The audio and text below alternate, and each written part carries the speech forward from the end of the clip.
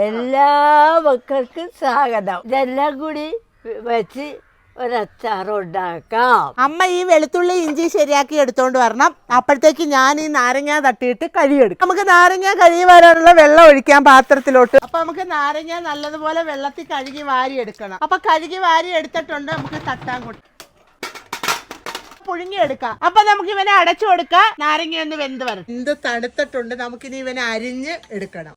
അപ്പൊ ചട്ടി എടുത്ത് പച്ചെണ്ണയാണ് ഒഴിച്ചു കൊടുക്കുന്നത്. അപ്പൊ എണ്ണ ചൂടായി നമുക്ക് കടുക് ഇട്ട് കൊടുക്കാം. നമുക്ക് ഇഞ്ചി ഇട്ട് കൊടുക്കാം.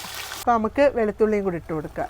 നമുക്ക് പച്ചമുളക് ഇട്ട് കൊടുക്കാം. ഇനി നമുക്ക് കറിവേപ്പില ഇട്ട് കൊടുക്കാം. ഇതപ്പോഴാണ് നമ്മൾ ഇതിനകത്തോട്ട് ഇട്ട് കൊടുക്കാൻ പോകുന്നത്. ഇനി നമുക്ക് ഇളക്കി കൊടുക്കാം.